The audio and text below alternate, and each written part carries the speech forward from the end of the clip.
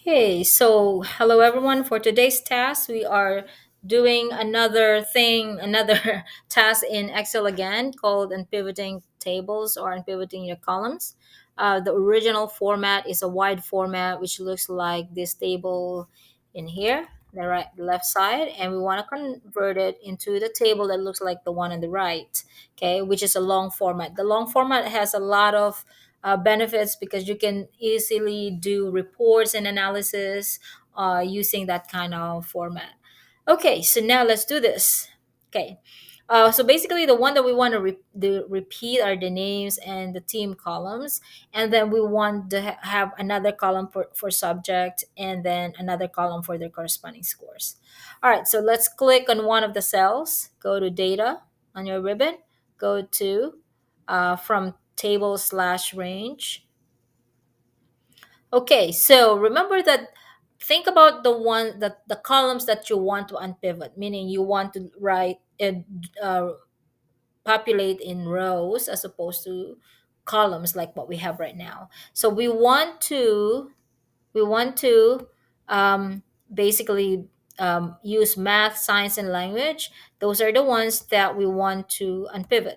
So therefore, the name and the team, these are the ones that you want to keep, right? And you want to repeat. All right, so I'm gonna highlight both. I clicked on name column and then pressing control on my keyboard. I press team, and so now they're both highlighted. Then go to transform, and there's this function in here called unpivot columns. Do not click that because that's really saying you're trying to unpivot the name and the team, which you're not. You're trying to unpivot the rest except for that.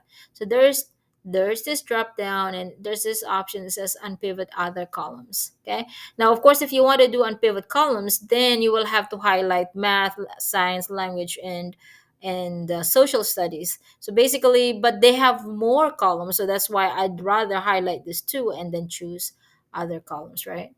Okay, there's also another one that says unpivot select only selected columns, which I think is pretty much self-explanatory.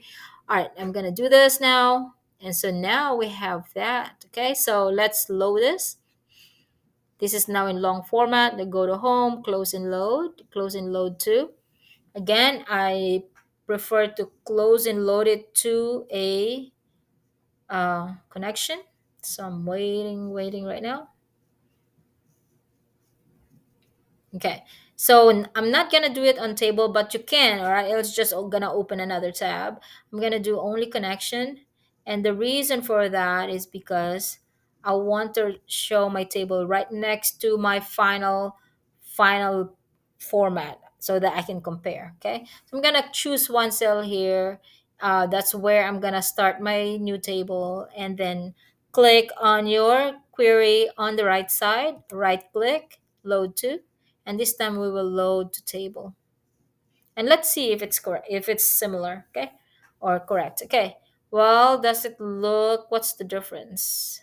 So we have the name team attribute, so this attribute you can now change to subject, I suppose, and then the value is really your score, right? You could have changed, we could have changed this one earlier when we were in the editor, but this is just fine.